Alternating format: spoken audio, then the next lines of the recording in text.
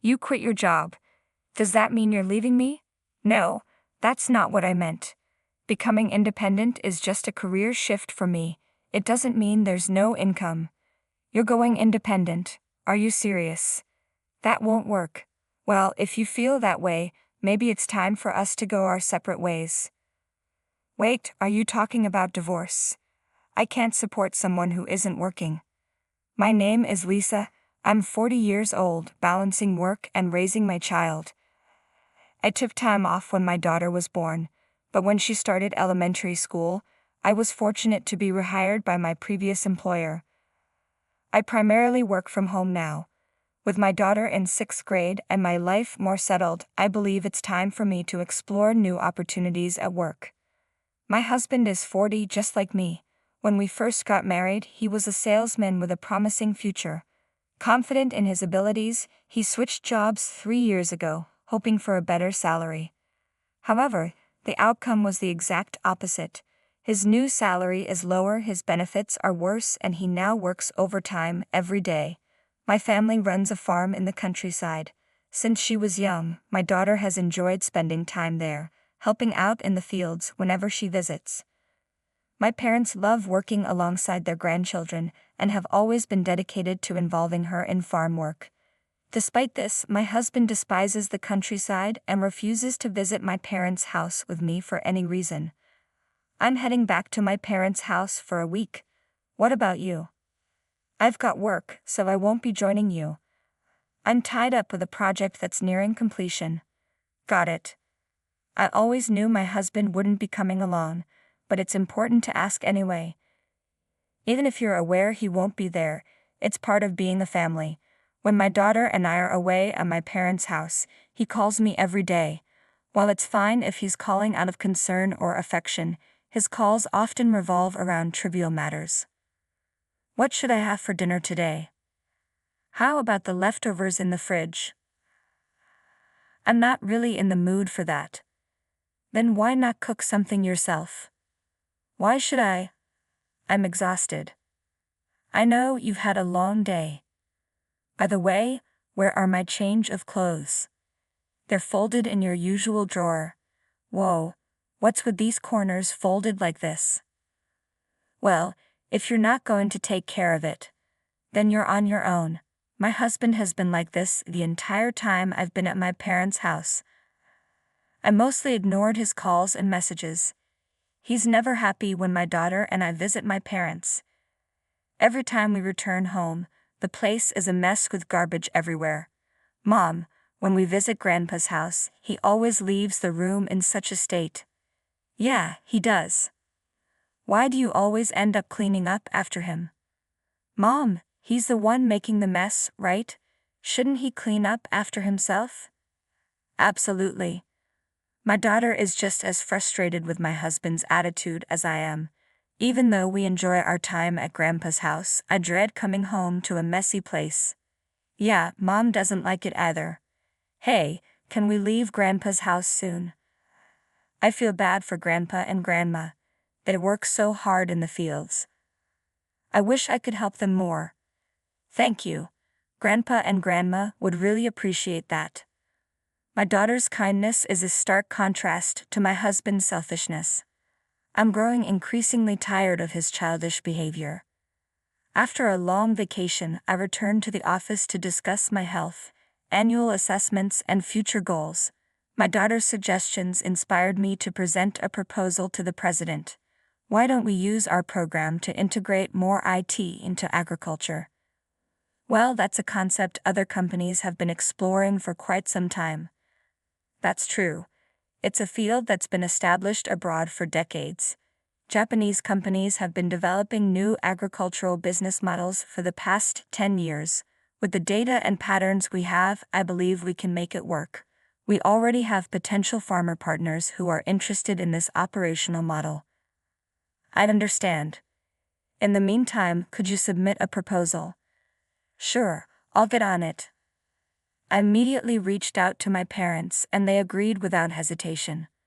My daughter's comment about her grandparents working hard and her desire to help sparked a great business opportunity.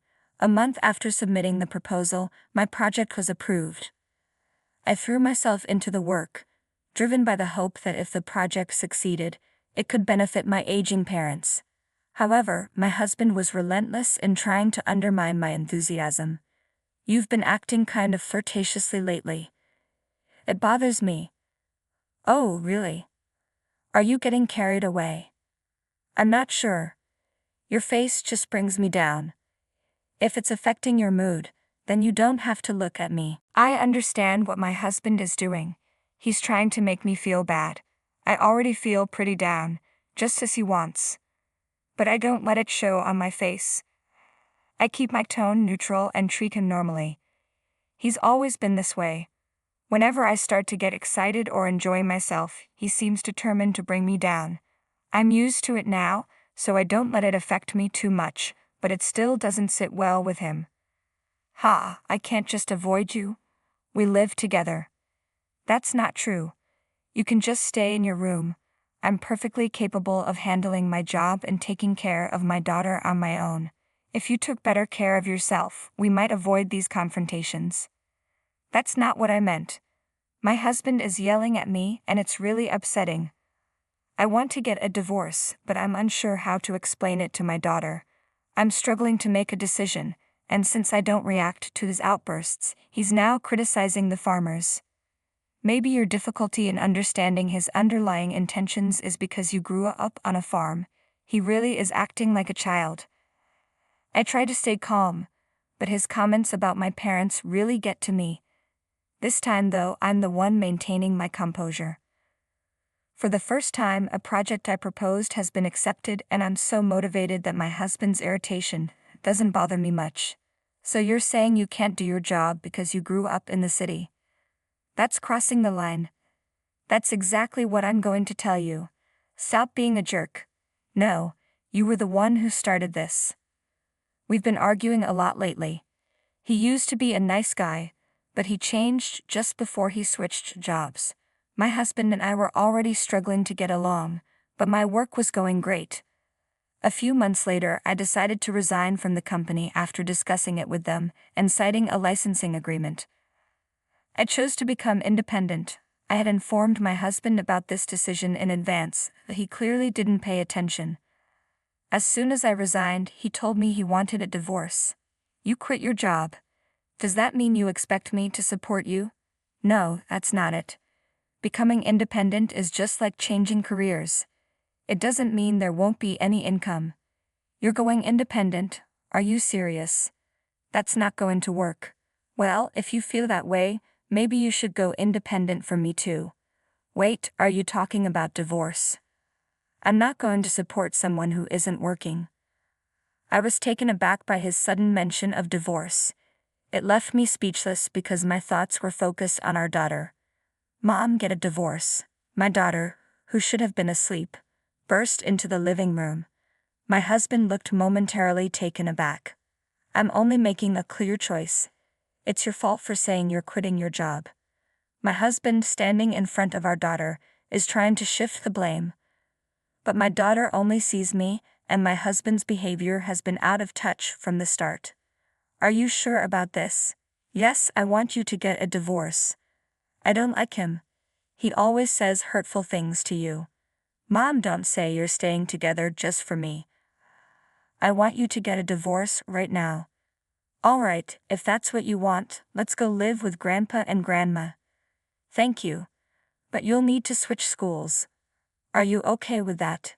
"Yeah, I'm totally fine with it." "Great. Let's go. You don't have to talk to Dad anymore, right?" "Yeah, I suppose. Well, I guess that's it for now.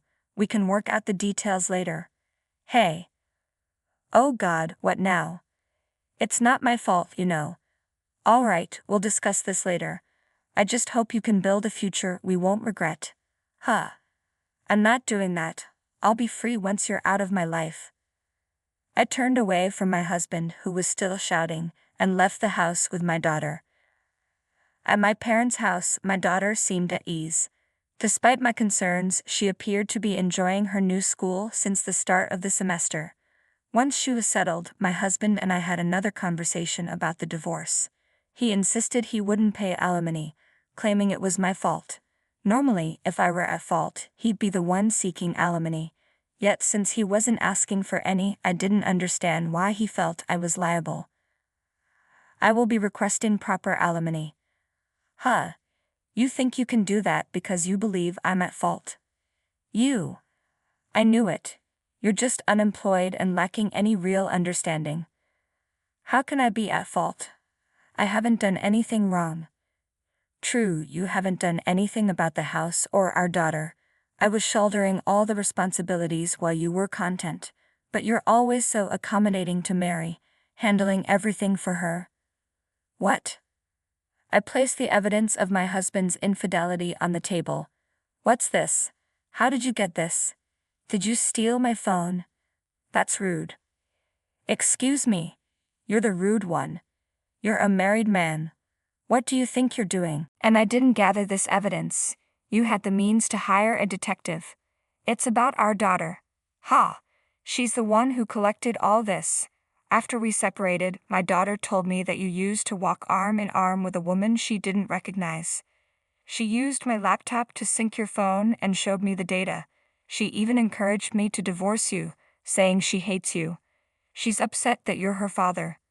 So I can divorce you without a second thought. I can't believe you allowed your daughter to see these pictures of you. You're such a poor father. I have all the evidence, so there's no point in making excuses. Also, your new job is a result of yet another affair, and you mentioned you're paying alimony to that affair partner's husband. You even lied about your salary being reduced, and I've looked into everything. After hearing this, my husband, who had been so obstinate, finally nodded in acknowledgement. I'm proud of our talented daughter. I'd be thrilled if she takes over my company in the future, if that's what she wants. Sorry. Are you playing devil's advocate? Let's not get divorced after all. You wouldn't want to be unemployed, would you? No, I'm not changing my mind. Besides, you're the one in trouble. If you refuse to pay alimony and child support in a lump sum, I'll go to your company and tell them everything. Hey, if you do that, I'll lose my job. Maybe it's time you start looking for a new one then. You're going to regret this for the rest of your life. My husband stopped and asked for my help, but I merely smiled and dismissed him. When he hesitated to sign the divorce papers, I hired a lawyer and let them handle everything. Within less than 2 weeks, our divorce was finalized. My ex didn't want to incur any more costs.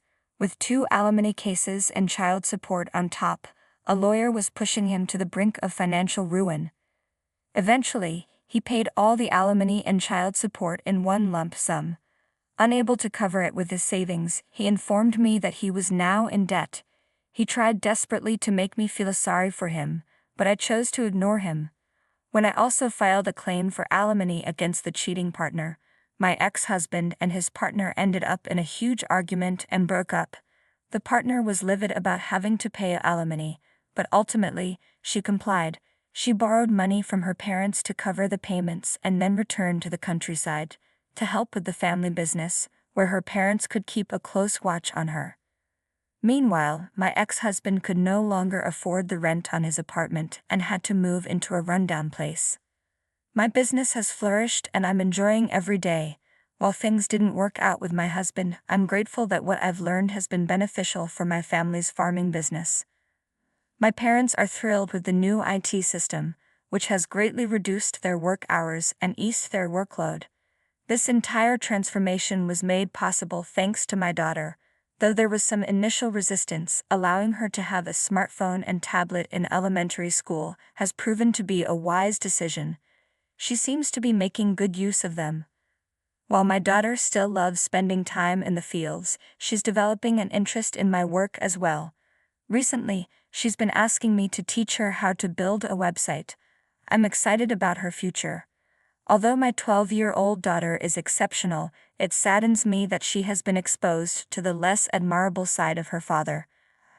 I hope the adults around her will provide the care and support she needs. Your mother is right. I look forward to your future.